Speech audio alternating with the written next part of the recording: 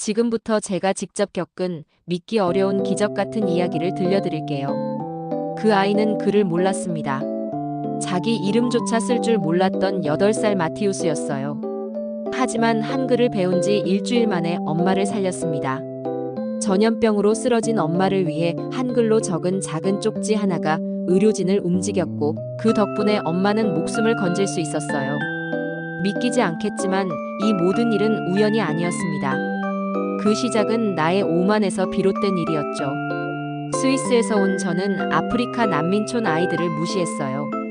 글자를 모르는 이들을 미개하다고 생각했고 한국인 자원봉사자들이 가르치는 한글을 우습게 여겼거든요. 하지만 제가 틀렸어요. 완전히 철저히 틀렸습니다. 한글이라는 문자는 단순히 글자가 아니었어요. 그것은 생명을 구하는 도구였고 절망에 빠진 아이들에게 희망을 주는 빛이었어요. 도대체 그날 무슨 일이 있었던 걸까요? 글을 모르던 아이가 어떻게 일주일 만에 엄마를 구할 수 있었을까요? 그리고 한글이라는 작은 문자가 어떻게 전 세계를 감동시킬 수 있었을까요? 믿기 어려운 감동 실화, 그 이야기를 지금부터 들려드리겠습니다. 저는 나탈리 후버, 스위스 출신 국제구호 NGO 심리치료 전문가입니다. 15년간 분쟁 지역에서 트라우마를 겪은 아이들을 치료해왔어요. 하지만 동아프리카 난민촌에 도착했을 때 제가 마주한 현실은 상상을 초월했습니다. 내전으로 부모를 잃은 아이들, 집을 잃고 떠도는 가족들, 그리고 무엇보다 충격적이었던 건 문자가 사치인 땅이라는 사실이었어요. 임시진료소에서 첫 번째 아이를 만났을 때의 충격을 지금도 잊을 수 없어요. 10살 정도 되어 보이는 소녀였는데 제가 이름을 물어봤더니 대답할 수 없다고 하더라고요. 이름을 몰라서가 아니었어요. 자기 이름을 글로 쓸 수 없다는 뜻이었죠. 아니, 그보다 더 심각한 건 이름이라는 개념 자체를 문자로 인식하지 못한다는 것이었어요. 말도 안 돼. 이 아이들 대부분이 자기 이름조차 몰라요? 저는 동료에게 물어봤어요. 정말 믿기 어려운 상황이었거든요. 스위스에서는 상상도 할 수 없는 일이었어요. 현지 직원이 설명해줬어요. 여기서는 글자를 아는 것 자체가 특권이에요. 먹고 살기도 힘든데 교육은 꿈도 꿀 수 없죠. 그 말을 듣고 저는 더욱 절망적인 기분이 들었어요. 무자문 사회라는 게 이런 건가 싶었어요. 글자란 그들에게 그림이자 기호일 뿐이었어요.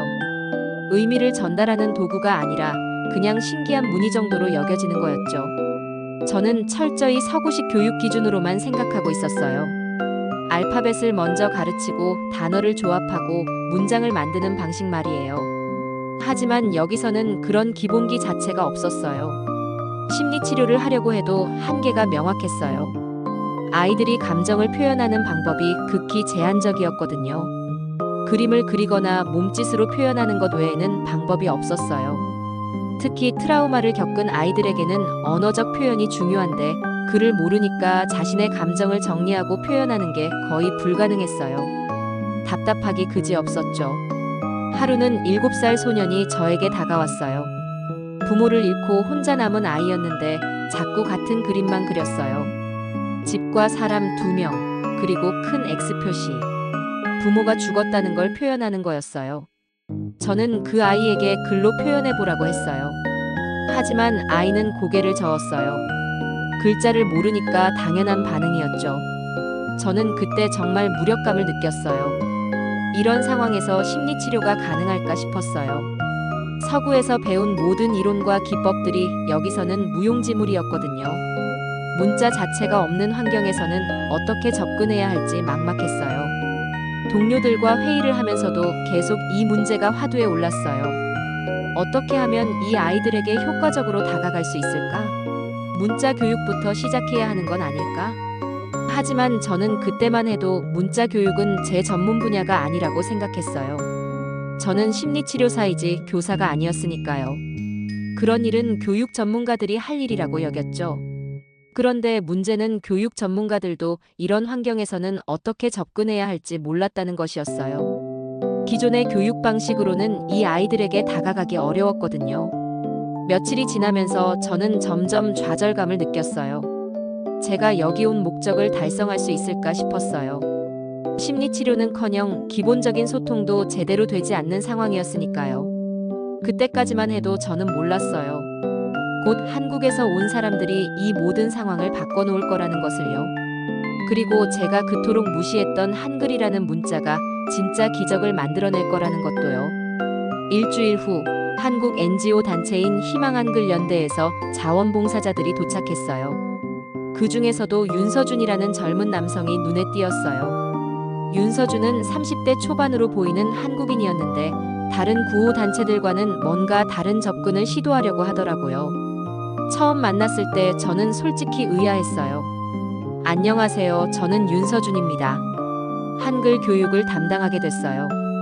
윤서준의 인사를 듣고 저는 속으로 웃었어요. 한글이라고요? 여기서 한국어를 가르치겠다는 건가요?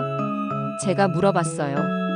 혹시 영어나 현지어 교육은 생각 안 해보셨나요? 한글보다는 실용적일 것 같은데요. 윤서준이 웃으며 대답했어요.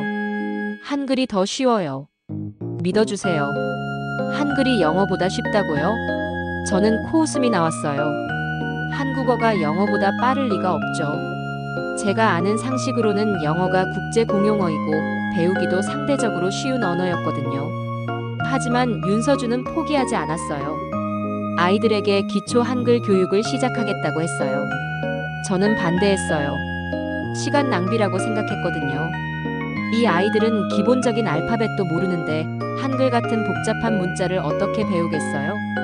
제가 따질 때 윤서준은 차분하게 대답했어요. 해보면 알 거예요. 첫째 날 윤서준의 수업을 지켜봤어요. 정말 기초적인 것부터 시작하더라고요. 기역, 니은, 디귿 같은 자음과 아, 오 같은 모음을 가르쳤어요. 아이들의 반응이 신기했어요. 처음에는 의아해하던 아이들이 점점 관심을 보이기 시작했거든요. 특히 한글의 모양이 그림 같다며 재미있어 했어요. 둘째 날에는 자음과 모음을 조합하는 방법을 가르쳤어요. 기역과 아를 합쳐서 가가 된다는 식으로요. 아이들이 신기해하며 따라했어요. 저는 여전히 회의적이었어요. 이런 식으로 해서 아이들이 정말 글을 읽을 수 있을까? 며칠 만에 효과를 볼 수 있을까? 의심스러웠어요. 그런데 셋째 날 정말 놀라운 일이 일어났어요. 8살 아이가 종이에 무언가를 써서 윤서준에게 가져다 줬어요. 저는 호기심에 그 종이를 봤어요. 거기에는 나 엄마 아파요라고 한글로 적혀 있었어요. 저는 믿을 수 없었어요. 불과 3일 전만 해도 글자가 뭔지도 몰랐던 아이가 이런 단어를 쓸 수 있다니요. 윤서준에게 물어봤어요. 정말 이 아이가 직접 쓴 건가요? 윤서준이 고개를 끄덕였어요. 네, 스스로 조합해서 썼어요. 정말 놀라운 일이죠. 저는 그때도 우연이라고 생각했어요.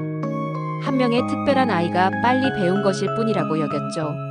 하지만 계속 지켜보니 다른 아이들도 비슷한 속도로 배우기 시작했어요. 특히 인상적이었던 건 아이들이 한글을 조립하듯 이해한다는 것이었어요. 알파벳처럼 순서대로 배우는 게 아니라 블록을 맞추듯이 자음과 모음을 조합하더라고요. 넷째 날에는 더 많은 아이들이 간단한 단어들을 쓸 수 있게 됐어요. 물, 밥, 집, 엄마, 아빠 같은 기본적인 단어들이었지만 정말 신기했어요. 다섯째 날에는 몇몇 아이들이 짧은 문장도 쓰기 시작했어요. 나는 배고파요. 엄마가 보고 싶어요. 같은 문장들이었어요. 저는 점점 더 놀라게 됐어요. 이 낯선 글자는 아이들 사이에서 빠르게 퍼지기 시작했어요. 윤서준에게 직접 배우지 않은 아이들도 친구들에게 배워서 한글을 쓰기 시작했어요. 저는 여전히 반신반의했어요. 정말 이런 속도로 문자를 습득할 수 있는 건가? 제가 알고 있던 언어 학습 이론과는 너무 달랐거든요. 하지만 부인할 수 없는 현실이 눈앞에 펼쳐지고 있었어요. 아이들이 정말로 한글을 배우고 있었고 그 속도가 믿을 수 없을 만큼 빨랐어요. 일주일째 되는 날 정말 믿기 어려운 일이 벌어졌어요. 그날은 제 인생에서 가장 충격적인 하루였다고 해도 과언이 아니에요. 아침 일찍 진료소에 비상이 걸렸어요. 한 여성이 심각한 전염병 증세를 보이며 의식을 잃어가고 있었거든요. 고열과 함께 호흡곤란 증상까지 나타나는 위급한 상황이었어요. 문제는 그 여성이 혼자 온 게 아니라는 것이었어요. 8살 정도 되는 아들 마티우스가 함께 있었는데 아이는 완전히 패닉 상태였어요. 마티우스는 엄마가 갑자기 쓰러지자 어떻게 해야 할지 몰라 울기만 했어요. 의료진들이 엄마를 응급실로 옮기는 동안 아이는 계속 따라다니며 울었어요. 의료진들이 정확한 진단을 위해 증상 발생 시점과 경위를 알아야 했는데 마티우스는 너무 어려서 제대로 설명할 수 없었어요. 게다가 현지어와 영어 소통도 원활하지 않았죠. 그때 마티우스가 갑자기 뛰쳐나갔어요. 어디로 가는지 몰라서 저희는 당황했죠. 아이가 실종되면 더 큰 문제가 될 테니까요. 10분 정도 지났을 때 마티우스가 종이 한 장을 들고 헐떡이며 돌아왔어요. 그 종이에는 한글로 무언가가 적혀 있었어요. 저는 윤서준을 급하게 불렀어요. 윤서준이 그 종이를 보더니 얼굴이 놀라움으로 일그러졌어요.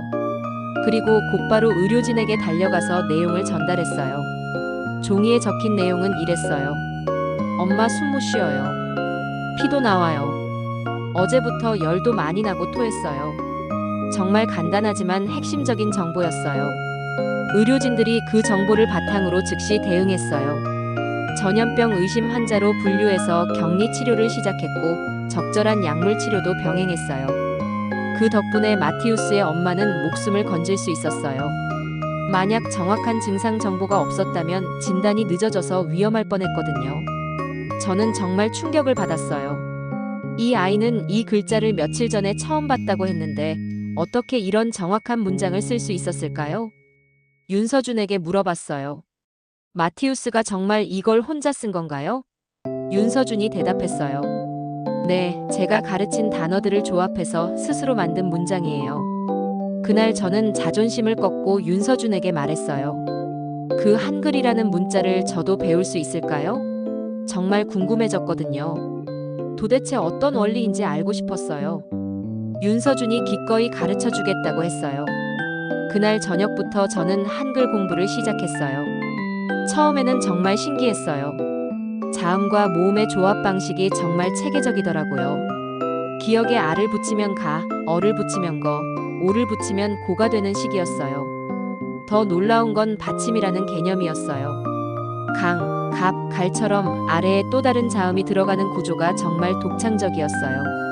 영어로 치면 알파벳을 하나씩 나열하는 방식인데 한글은 블록을 쌓듯이 조립하는 방식이었어요. 훨씬 직관적이고 이해하기 쉬웠죠. 특히 아이들에게는 이런 조립식 구조가 게임처럼 느껴지는 것 같았어요. 레고 블록을 맞추듯이 글자를 만들어가는 재미가 있었거든요. 그날 밤 저는 많은 생각에 잠겼어요. 과연 내가 지금까지 아이들을 제대로 이해하고 있었을까? 서구식 기준으로만 판단했던 건 아닐까? 마티우스가 엄마를 구한 이야기는 난민촌 전체에 퍼졌어요. 한글을 배운 덕분에 생명을 구했다는 이야기였죠. 아이들의 한글에 대한 관심이 폭발적으로 증가했어요. 그때부터 저는 한글의 진짜 힘을 깨닫기 시작했어요. 이건 단순한 문자가 아니었어요. 생명을 구하는 도구였고 희망을 전하는 수단이었어요. 그날 이후 저는 윤서준과 더 깊은 대화를 나누게 됐어요. 한글이라는 문자가 어떻게 만들어졌는지, 왜 이렇게 효과적인지 궁금했거든요. 윤서준이 들려준 세종대왕과 훈민정음의 이야기는 정말 감동적이었어요. 백성들이 글을 몰라서 억울함을 호소할 수 없는 것을 안타까워한 왕이 직접 문자를 만들었다는 거였어요. 세종대왕은 한자가 너무 어려워서 일반 백성들이 배우기 힘들다는 걸 알고 계셨어요. 그래서 쉽고 배우기 편한 우리만의 문자를 만들기로 결심하신 거죠. 훈민정음이라는 이름도 의미가 깊었어요. 백성을 가르치는 바른 소리라는 뜻이었거든요. 처음부터 모든 사람이 쉽게 배울 수 있도록 만든 문자였던 거예요. 윤서준의 설명을 들으면서 저는 감정적 변화를 겪기 시작했어요. 이게 단순한 언어학적 성취가 아니라 인류애의 발현이었다는 걸 깨달았거든요. 저는 아이들을 더 자세히 관찰하며 기록을 남기기 시작했어요. 한글 학습 과정에서 나타나는 변화들을 심리학적 관점에서 분석해보고 싶었어요. 가장 놀라운 발견은 한글이 문자 자체가 구조적이라는 것이었어요. 아이들이 단순히 암기하는 게 아니라 논리적으로 이해하고 있었거든요. 예를 들어 기역 소리와 키읔 소리의 차이를 설명할 때 아이들이 입술과 혀의 위치를 자연스럽게 이해하더라고요. 발음기관의 모양을 따라 만든 글자라는 걸 직감적으로 파악했어요. 모음도 마찬가지였어요. 아는 밝은 소리, 어는 어두운 소리라는 걸 색깔로 표현하는 아이들이 많았어요. 글자 자체에 소리의 성질이 담겨 있었던 거예요. 아이들이 읽는 게 아니라 조립하듯 이해한다는 제 관찰이 정확했어요. 레고처럼 부품을 조합해서 새로운 형태를 만들어내는 과정이었죠. 저는 깨달았어요. 서구식 언어 교육은 배경 지식을 전제로 했지만 한글은 배경이 없어도 가능한 문자였어요. 그 자체로 완결된 시스템이었던 거죠. 알파벳은 라틴어라는 역사적 배경이 있고 각 언어마다 다른 발음 규칙이 있어요. 하지만 한글은 보는 대로 읽으면 되는 표음 문자였어요. 특히 받침 시스템이 정말 혁신적이었어요. 하나의 음절 안에 여러 소리를 담을 수 있어서 표현력이 풍부했고 동시에 규칙이 명확해서 배우기 쉬웠어요. 아이들의 변화도 놀라웠어요. 글을 배우기 전에는 감정 표현이 제한적이었는데 한글을 배운 후로는 훨씬 다양하게 자신을 표현하기 시작했어요. 특히 트라우마를 겪은 아이들에게 글쓰기는 치료 효과가 있었어요. 말로 하기 어려운 감정들을 글로 표현하면서 마음의 짐을 덜어내는 것 같았어요. 한 아이는 매일 일기를 쓰기 시작했어요. 처음에는 오늘 밥 먹었어요 정도였지만 점점 복잡한 감정들을 표현하게 됐어요. 다른 아이는 죽은 부모님께 편지를 쓰기 시작했어요. 엄마 아빠 보고 싶어요. 잘 지내고 있어요 같은 내용이었는데 보는 저도 눈물이 날 정도로 진솔했어요. 글을 통한 소통이 활발해지면서 아이들 간의 관계도 변했어요. 서로 편지를 주고받으며 감정을 나누기 시작했고 갈등도 대화로 해결하려고 노력했어요. 폭력적이었던 아이들도 변화를 보였어요. 화가 날 때 주먹질 대신 글로 화를 표현하기 시작했어요. 감정 조절 능력이 향상된 거였죠. 저는 매일 밤 보고서를 작성하며 이런 변화들을 기록했어요. 한글 교육이 단순한 문해 교육을 넘어서 심리적 치유 효과까지 가져온다는 걸 과학적으로 입증하고 싶었어요. 윤서준과의 대화를 통해 한국 문화에 대해서도 배우게 됐어요. 한글이 만들어진 배경에는 모든 사람을 평등하게 여기는 철학이 있었다는 걸 알게 됐어요. 신분에 관계없이 누구나 글을 읽고 쓸 수 있어야 한다는 세종대왕의 이념이 정말 진보적이라고 생각했어요. 500여 년 전에 이런 생각을 했다는 게 놀라웠거든요. 한 달 후 제가 작성한 현장 기록과 영상 자료가 유네스코 본부로 전달됐어요. 난민촌에서 일어난 한글 교육의 성과를 국제사회에 알리자는 취지였어요. 유네스코에서는 이례적으로 빠른 속도로 검토에 들어갔어요. 문해율이 극히 낮은 지역에서 단기간에 이런 성과를 낸 사례는 거의 없었기 때문이었어요. 전 세계 교육 전문가들의 관심이 집중됐죠. 하지만 모든 반응이 긍정적이지는 않았어요. 특히 일부 유럽 국가 대표단에서는 강한 비판의 목소리가 나왔어요. 프랑스 대표가 회의에서 이렇게 말했어요. 이건 언어 식민주의 아닌가요? 아프리카 아이들에게 아시아 언어를 강요하는 것 같은데요. 정말 무례한 발언이었어요. 독일 대표도 마찬가지였어요. 현지 언어나 국제 공용어인 영어를 가르치는 게 더 실용적이지 않을까요?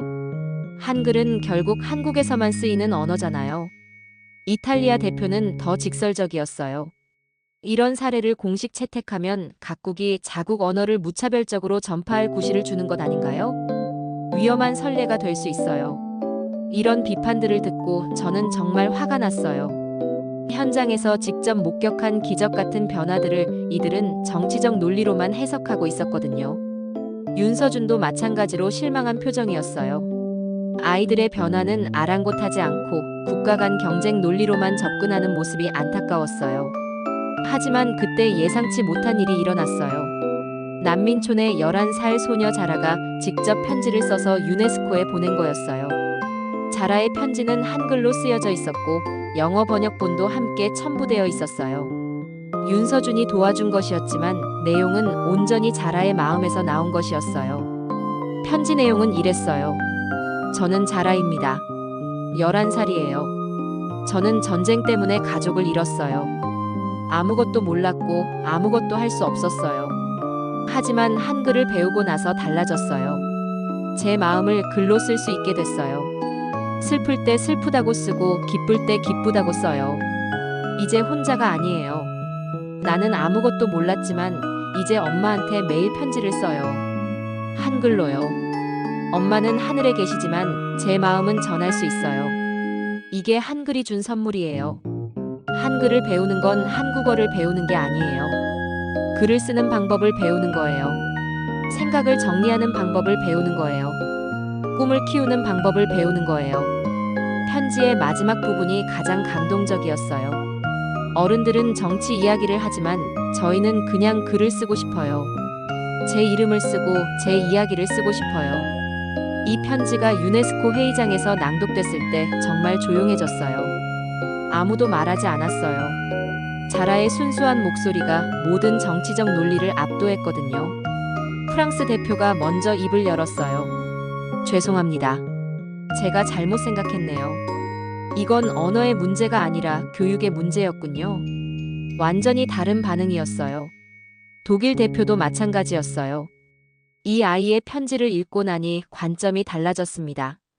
한글이 도구로서 얼마나 효과적인지 알 수 있었어요. 이탈리아 대표는 더 적극적이었어요. 이런 교육 방법을 다른 지역에도 적용해 볼 수 있지 않을까요? 정말 혁신적인 접근인 것 같아요.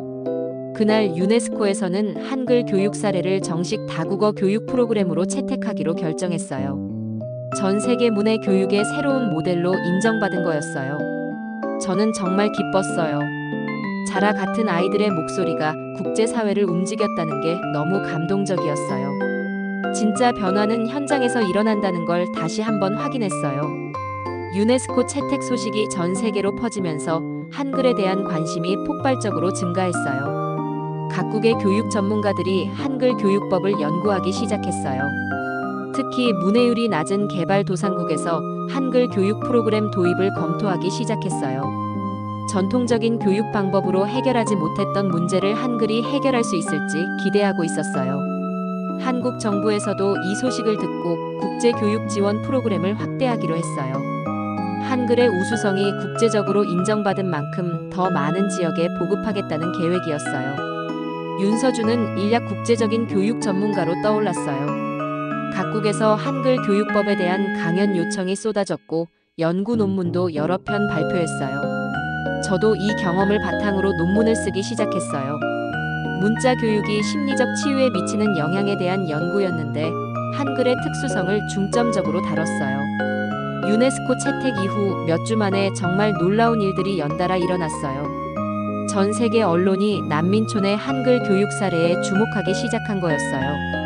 가장 먼저 BBC에서 현장 다큐멘터리 제작진을 파견했어요. 실제 촬영 기록을 통해 아이들의 변화 과정을 분석하고 싶다고 했어요. 다큐멘터리 제작진이 도착했을 때 저는 정말 떨렸어요. 혹시 과장된 부분이 있지 않을까, 실제 현장을 보고 실망하지 않을까 걱정됐거든요. 하지만 그런 걱정은 기우였어요. 제작진은 오히려 현장의 변화에 더 깊이 감동했어요. 특히 아이들의 폭력성 감소에 대해 큰 관심을 보였어요.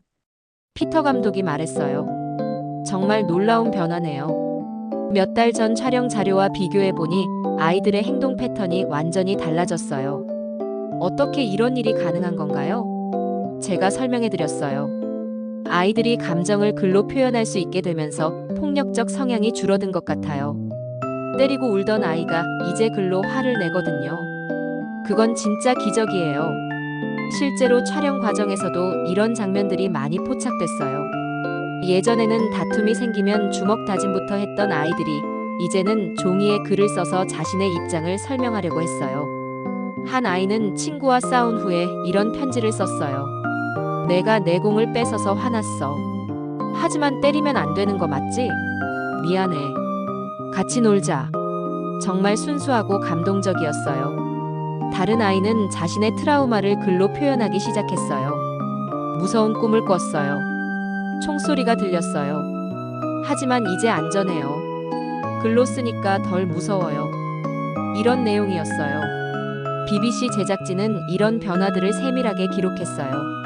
그리고 한글의 구조적 특성이 왜 이런 효과를 낸다고 생각하는지에 대해서도 전문가 인터뷰를 진행했어요.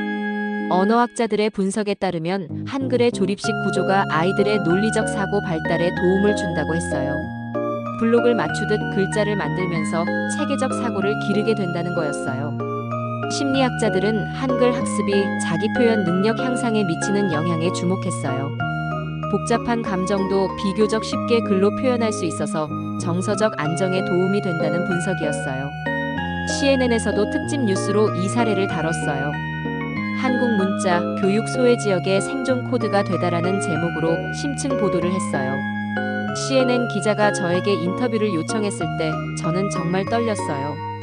전 세계에 방송될 인터뷰에서 뭐라고 말해야 할지 막막했거든요. 하지만 인터뷰에서 저는 정말 솔직하게 말했어요.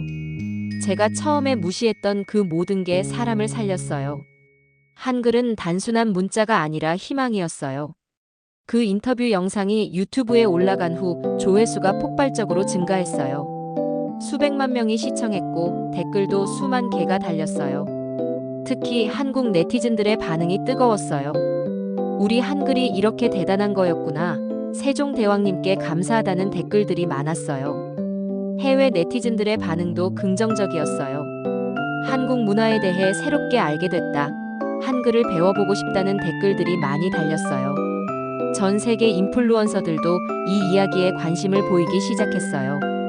각자의 채널에서 한글의 우수성에 대해 소개하는 콘텐츠를 만들었어요. 프랑스의 유명 유튜버는 한글 배우기 챌린지를 시작했어요.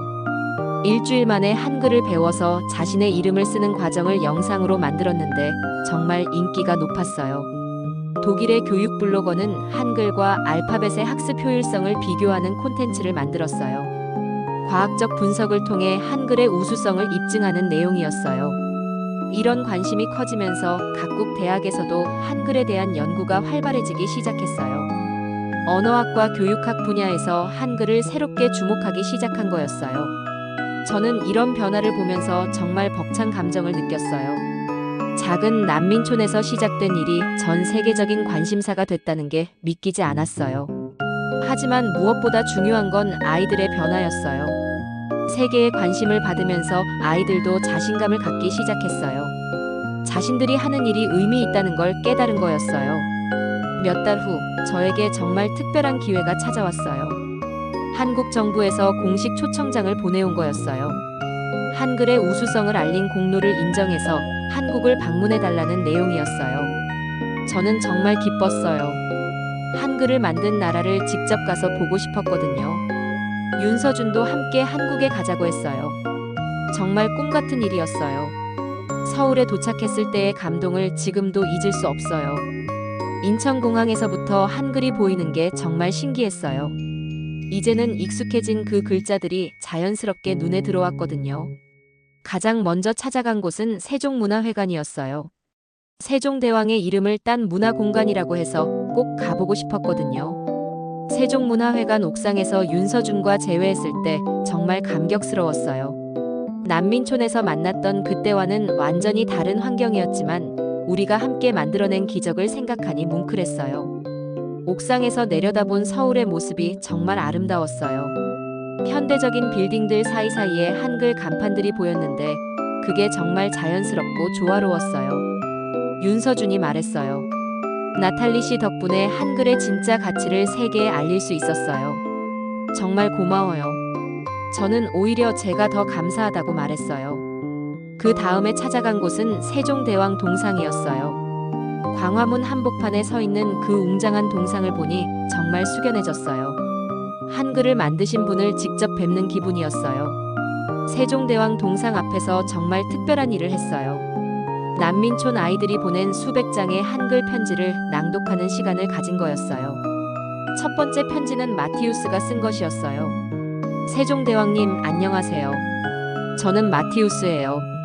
한글 덕분에 엄마를 구했어요. 정말 고마워요. 짧지만 진심이 담긴 편지였어요. 자라의 편지도 있었어요. 세종대왕님이 만든 글자로 제 마음을 쓸 수 있어서 행복해요. 이제 저도 선생님이 되고 싶어요. 다른 아이들에게도 한글을 가르쳐주고 싶어요. 편지들을 하나하나 읽을 때마다 눈물이 났어요. 500여 년 전에 만들어진 문자가 지금도 전 세계 아이들에게 희망을 주고 있다는 게 정말 신기했어요. 윤서준이 말했어요. 이게 바로 한글입니다. 말 못하던 이들에게 목소리를 준 문자예요. 세종대왕님의 꿈이 지금도 계속되고 있는 거죠. 저는 세종대왕 동상을 바라보며 마음속으로 말했어요. 한글은 조선이 세계에 남긴 가장 위대한 선물이에요. 이 문자 덕분에 수많은 아이들이 꿈을 키울 수 있게 됐어요. 그날 저녁에는 한국의 교육 관계자들과 만나는 자리가 있었어요. 한글 교육의 국제적 확산 방안에 대해 논의하는 시간이었어요. 교육부 관계자가 말했어요. 나탈리 박사님 덕분에 한글의 우수성이 세계에 알려졌어요. 앞으로 더 많은 지역에서 한글 교육을 실시할 계획입니다. 저는 제안했어요. 단순히 한글만 가르치는 게 아니라 한글에 담긴 철학도 함께 전해야 해요. 모든 사람이 평등하게 배울 수 있다는 세종대왕의 이념 말이에요. 한국국제협력단에서도 관심을 보였어요. 기존의 교육 지원 프로그램에 한글 교육을 포함시키는 방안을 검토하겠다고 했어요. 며칠간의 한국 방문을 통해 저는 한국 문화의 깊이를 느낄 수 있었어요. 한글뿐만 아니라 모든 면에서 사람을 중시하는 문화가 인상적이었어요. 특히 교육에 대한 한국인들의 열정이 대단했어요. 모든 사람이 배움의 기회를 가져야 한다는 믿음이 사회 전반에 깔려 있었어요. 귀국하기 전 마지막 날, 저는 다시 한번 세종대왕 동상을 찾았어요. 그리고 마음속으로 약속했어요. 한글의 가치를 더 많은 사람들에게 알리겠다고요. 한국에서 돌아온 후 1년이 지났어요. 그동안 정말 많은 변화가 있었는데 가장 기쁜 소식은 자라가 선생님이 됐다는 것이었어요. 자라는 난민촌에서 한글을 가르치는 작은 학교를 만들었어요. 처음에는 몇 명의 아이들로 시작했지만 점점 더 많은 아이들이 찾아오기 시작했어요. 윤서준이 보내준 영상을 보니 자라가 정말 훌륭한 선생님이 되어 있었어요. 아이들과 함께 한글 노래를 부르며 즐겁게 수업하는 모습이 너무 감동적이었어요. 아이들이 부르는 노래 제목은 나의 이름이었어요. 자라가 직접 가사를 쓴 노래였는데 내용이 정말 아름다웠어요. 이제 나는 내 이름도 씁니다. 세상에 말할 수 있어요. 그것은 한글 덕분이에요. 꿈도 쓸 수 있고 사랑도 쓸 수 있어요. 한글은 마법이에요. 노래를 부르는 아이들의 표정이 정말 밝았어요. 예전에 절망에 가득 찬 눈빛과는 완전히 달랐어요. 이제는 희망과 꿈으로 가득한 눈빛이었어요. 자라의 학교 이름은 희망학교였어요. 한글로 쓰인 작은 간판이 학교 입구에 걸려 있었는데 그게 정말 의미 있어 보였어요. 마티우스도 크게 성장했어요. 이제는 다른 아이들에게 한글을 가르치는 보조 선생님 역할을 하고 있었어요. 엄마를 구했던 그 경험이 그를 더 성숙하게 만든 것 같았어요. 다른 지역에서도 한글 교육을 도입하려는 움직임이 활발해졌어요. 아시아와 아프리카의 여러 나라에서 한글 교육 프로그램을 시작했어요. 인도의 한 시골 마을에서는 한글로 현지어를 표기하는 실험을 시작했어요. 복잡한 힌디어 문자 대신 한글을 사용하니 아이들이 훨씬 쉽게 배울 수 있다고 했어요. 필리핀에서도 비슷한 시도가 있었어요. 타갈로그어를 한글로 표기하는 방법을 개발해서 문해 교육에 활용하고 있었어요. 아프리카 여러 나라에서도 한글 교육에 관심을 보였어요. 스와힐리어, 하우사어 등을 한글로 표기하는 연구가 진행되고 있었어요. 유네스코에서는 이런 사례들을 종합해서 한글 기반 다언어 교육 매뉴얼을 제작하기로 했어요. 전 세계에 보급해서 더 많은 지역에서 활용할 수 있도록 하겠다는 계획이었어요. 저도 이 프로젝트에 참여하게 됐어요. 심리학적 관점에서 한글 교육의 효과를 분석하는 역할을 맡았어요. 정말 보람 있는 일이었어요. 연구 과정에서 정말 놀라운 사실들을 발견했어요. 한글을 배운 아이들의 인지 능력이 전반적으로 향상된다는 것이었어요. 논리적 사고력, 문제 해결 능력, 창의성 모든 면에서 긍정적 변화가 나타났어요. 특히 정서적 안정성 향상이 두드러졌어요. 글로 감정을 표현할 수 있게 되면서 스트레스 해소 능력이 크게 향상됐어요. PTSD 증상도 현저히 감소했고요. 이런 연구 결과들이 국제학술지에 발표되면서 한글 교육에 대한 학문적 관심도 높아졌어요. 세계 각국의 대학에서 한글 교육 연구센터를 설립하기 시작했어요. 하버드 대학교에서는 한국학과에 한글 교육학 전공을 신설했어요. 옥스퍼드 대학교에서도 비슷한 움직임이 있었어요. 이런 변화를 보면서 저는 정말 뿌듯했어요. 작은 난민촌에서 시작된 일이 이렇게 큰 변화를 만들어낼 줄은 꿈에도 몰랐거든요. 최근에는 제가 쓴 책도 출간됐어요. 글자 하나가 생명을 바꾸다라는 제목으로 난민촌에서 겪은 모든 경험을 담았어요. 책의 마지막 부분에서 저는 이렇게 썼어요. 한글은 단순한 문자가 아닙니다. 세종대왕이 모든 백성에게 준 선물이고 지금도 전 세계 아이들에게 희망을 주는 빛입니다. 그리고 이 모든 기적의 시작은 겸손함이었어요. 제가 오만을 버리고 한글의 진짜 가치를 인정했을 때 비로소 기적이 시작됐거든요.